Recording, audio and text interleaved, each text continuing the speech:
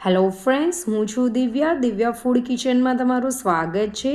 આજે હું તમારી સાથે શેર કરીશ મેથી બટાકાનું શાક, જે ખાવામાં ખૂબ જ ટેસ્ટી લાગે છે અને ખાવામાં જરીક પણ કડવી નથી લાગતી।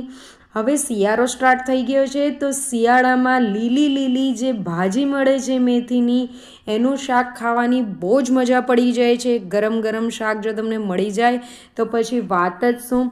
તો ફ્રેન્ડ્સ, રેસિપી સ્ટાર્ટ કરીએ। તો અહીંયા મેં 500 ગ્રામ જેટલા બટાકા લઈ લીધા છે। આ બટાકાને મેં બરાબર વોશ કરી દીધા છે અને તે મોટી સાઇઝ છે એટલે મેં એકમાંથી 2 પાર્ટ કરી દીધા છે, જેથી આપણા બટાકા ફટાફટ ચડી જાય। તો અહીંયા કુકર લઈ લીધું છે। કુકરની અંદર બધા જ બટાકા એડ કરી દેવાના છે અને તેની અંદર 1 ગ્લાસ જેટલું પાણી એડ કરી દીધું છે। તો 1 સીટી ફાસ્ટ ફ્લેમ પર અને 1 સીટી લો ફ્લેમ પર બોલાવવાની છે। જ્યાર સુધી બટાકા બફાય છે ત્યાર સુધી આપણે એક મસાલો બનાવીને રેડી કરવાનો છે। તો અહીંયા લીલા મરચાં લઈ લીધા છે, 7 થી 8 કળી લસણની, અને તેની સાથે આદુના ટુકડા લઈ લીધા છે, 1 ચમચી આખા ધાણા અને 1 ચમચી જીરું લઈ લીધું છે। હવે તેને પલ્સ મોડ પર આપણે ગ્રાઇન્ડ કરી દેવાનું છે। આ રીતનું થોડું આખું પાકું જ આપણે રાખવાનું છે, જેથી આપણે જ્યારે તેનો શાક બનાવશું ત્યારે તેનો ટેસ્ટ ખૂબ જ સારો આવે છે। તો હવે આને હમણાં સાઈડ પર મૂકીએ। અહીંયા બટાકા બફાઈને રેડી થઈ ગયા છે, મેં એની છાલ કાઢી નાખી છે।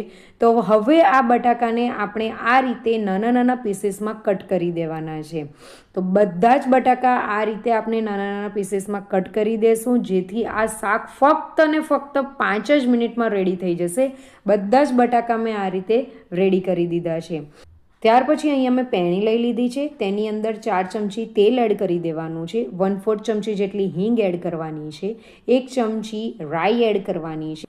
રાઈ ફૂટે એટલે સૌથી પહેલાં આપણે હળદર એડ કરવાની છે। હળદર એડ કરશું તો શાકનો કલર ખૂબ જ સારો આવશે। ત્યાર પછી બધું મિક્સ કરી દીધા પછી આપણે જે મસાલો રેડી કર્યો હતો એ બધો જ મસાલો આની અંદર એડ કરી દેવાનો છે અને 1 મિનિટ માટે સાંતળી લેવાનું છે। અહીંયા જે મેં મરચાં લીધા હતા એ વધારે તીખા નહીં હતા।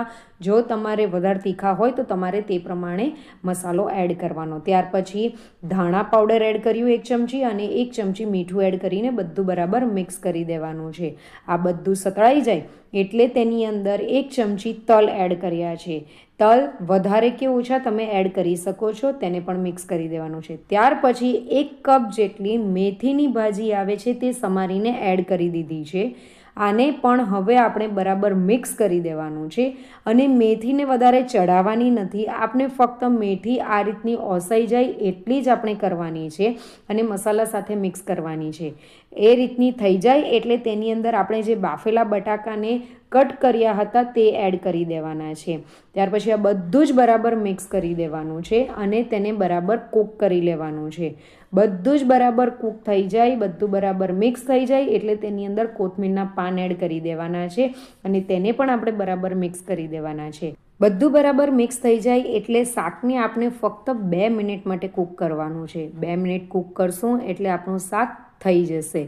તો તમે જોઈ શકો છો એનો કલર કેટલો ફાઇન આવ્યો છે અને ખાવાની તો ખૂબ જ મજા પડી જાય એવું શાક છે। ફ્રેન્ડ્સ, આ શાક એકવાર જરૂરથી બનાવજો। શાકને મેં સર્વિંગ પ્લેટમાં લઈ લીધું છે, તમે આ શાકને રોટલી, પરાઠા ગમે તેની સાથે પણ ખાઈ શકો છો। આ શાક તમે ગરમ સર્વ કરશો તો ખાવાની ખૂબ જ મજા પડી જશે અને મેથી એડ કરી છે એટલે બટાકાનું જે શાક છે એ ખૂબ જ ટેસ્ટી બને છે, જરીક પણ કડવાશ નહીં આવશે, એટલું સારું શાક બને છે અને લોકો આંગળા ચાટીને ખાશે। ફ્રેન્ડ્સ, આ શાક એકવાર જરૂરથી ટ્રાય કરજો।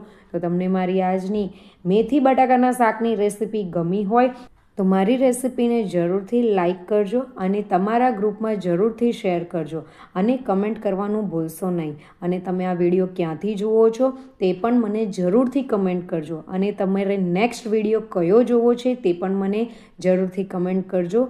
અને ચેનલ પર નવા હોય તો ચેનલને જરૂરથી સબસ્ક્રાઈબ કરજો અને બાજુમાં આપેલા બેલ આઇકનને દબાવજો, જેથી મારી નવી રેસિપી તમારા સુધી સૌથી પહેલી પહોંચે। Thank you for watching. Bye, મળીએ એક નવી રેસિપી સાથે। Bye, enjoy.